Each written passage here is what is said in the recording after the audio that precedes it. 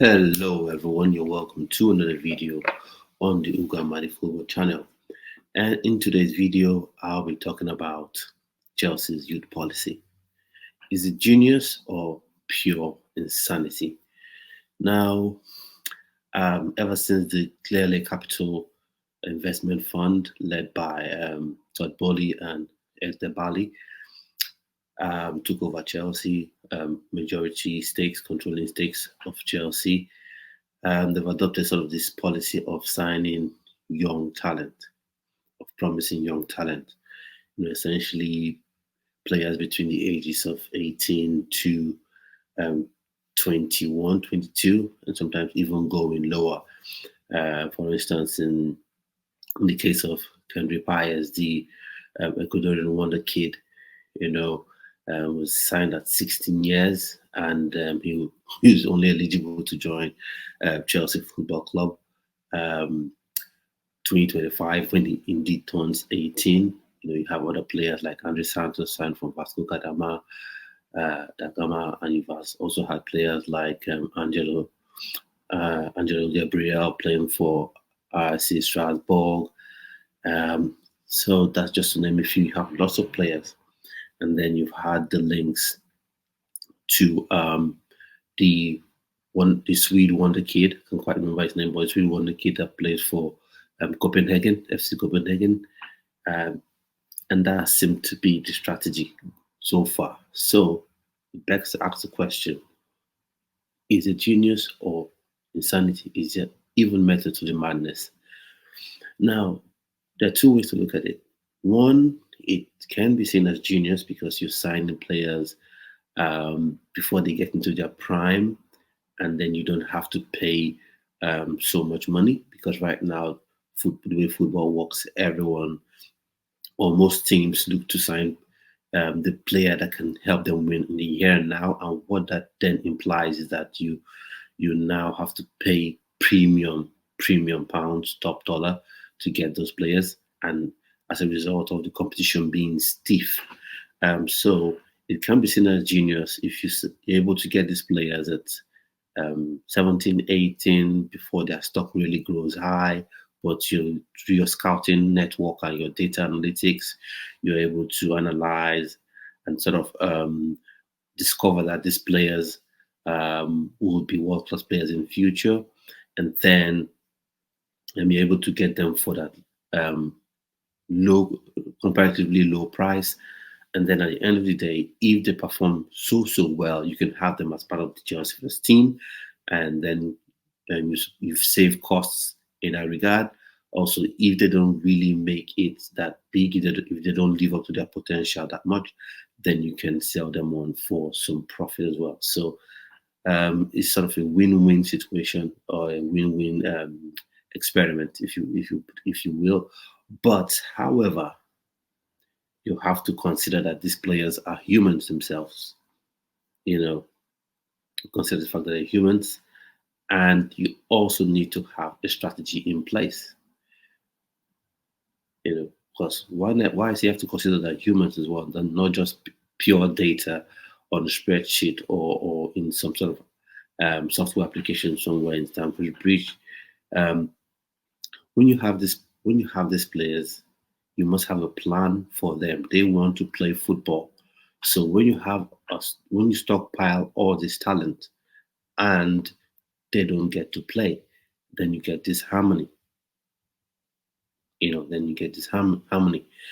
then also tying it into the long-term contract style or strategy of this new ownership as well.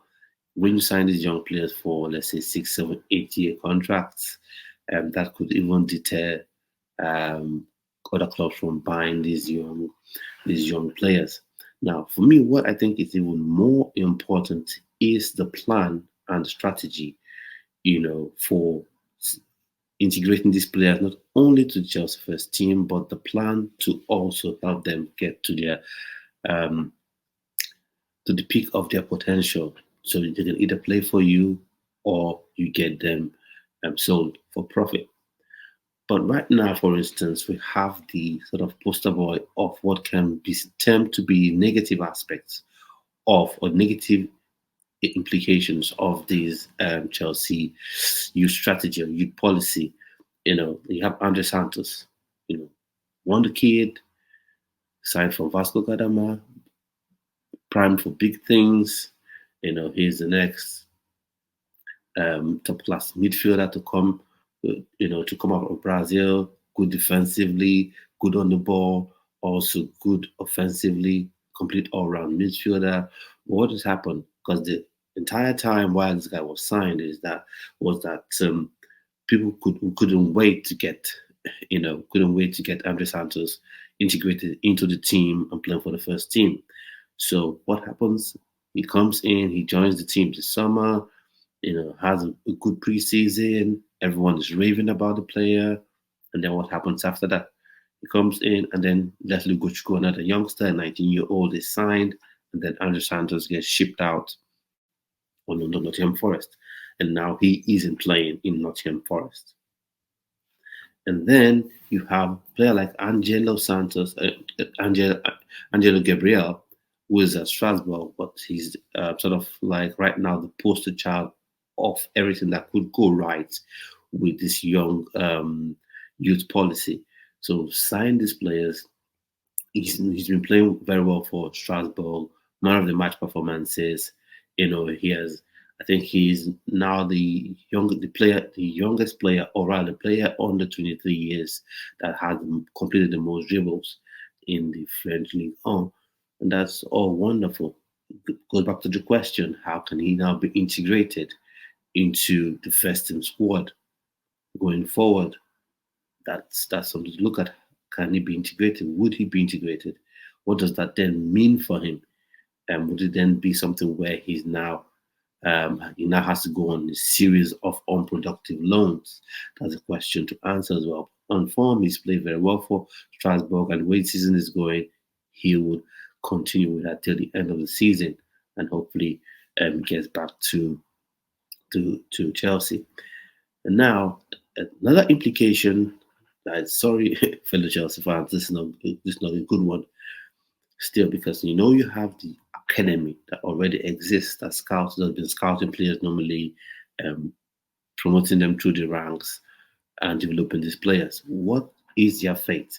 Because when you start signing 18-year-olds, 19-year-olds, who have sort of, into the first team, what then happens to your academy? It then means that you don't really have anyone coming through. Now, I'm not one of those people who is sort of youth crazy in terms of, oh, this academy player has played so well, then at the academy level, then instantly he should be brought into the first team no matter what. So I'm not one of those fans. But for me, I feel if you sign all these other players all over the world, then that means your academy is now of little or no value. Because one thing that Chelsea had done over the years was get these players, to develop through the Chelsea academy, and then give them some first minutes, send them on loan, get them back, and those who were able to make it through, like Tammy Abrahams and Mason Mounts, had some time as a team and then sell them for profit. And then others who weren't able to sort of have a stronghold on the team were sold for profit as well. But now that channel is blocked to what I see, because if you're signing 17-year-old, 18-year-olds from other clubs straight into the first team, they train with the first team, they go on preseason with the first team, and then you loan them out, and that means academy players don't really have a route through into the first team. So now, for me, this is the solution. I think, or this not I wouldn't say solution, but this is how this Chelsea youth policy can work. First off, you must have a buy-in of the manager. Mauricio Pochettino must buy into this youth policy, because it's one thing signing players and then the manager doesn't buy into this young player. What happens is either he doesn't play the player, or he gives them limited game time, or indeed he plays them out of position because he doesn't really buy into their ability to play in their natural position. So Mauricio Pochettino's buy-in is very important. Now, for me, I'm not saying he should have superpowers or he should have ultimate veto power, because you need he shouldn't have ultimate veto power, because one, he doesn't have that much credit in the bank yet. Before Alex Ferguson became sort of like part of the furniture at Manchester United, he had won things, he had done things, and you knew he was here for the long run. Now, many Chelsea fans would hope and pray that Pochettino, I for one, would be happy to see him stay for the long haul. But he has to prove it by winning things with his team, by showing he can actually sort of develop a winning team. So, though he doesn't have to have veto power, or shouldn't have veto power, but he must have buy-in to the strategy. That's one. And then secondly and lastly, there must be a plan for these players. You don't just see this young, exciting Brazilian forward, or this young, exciting Nigerian defender, this brilliant midfielder from Norway, and say, oh, we need to get him. You must have a plan for this player, and that plan could be, oh, we get him in, he trains with the first team as a 17-year-old or 18-year-old, and then he goes off on loan to Strasbourg, which is a partner club that Blueco has stakes in. So he goes there and plays the entire season, and then comes back and is integrated into the Chelsea main team. So you should have that plan, have the strategy for the player's development, and not just gather every exciting youngster you see, and then when you have them in-house, you don't know what to do with them. You don't know how to develop them, because there are two things that you should do as a football club. One is you get players that you want to use, these young players that you want to use, and then the ones that you may not want to use because of either that surplus of requirements, because you just have too many wingers, for instance, or they're not good enough. You should then be able to sell them off for a profit. That may seem harsh, but that is the reality of modern day football. So for me, those are my thoughts on Chelsea's youth policy. So what do you think about Chelsea's youth policy? Do you think it's a good thing, or do you think we should go back to the Roman era type signing? You sign players for the here and now, or rather sign players for the present and the mid-term future, and then you let Cobham get young talents and develop them that way. So let's know what your thoughts and opinions are. And also, I'd like to know what you think this youth policy's effects on, on the academy at Cobham is. Let me know what your thoughts and opinions are in the comment section.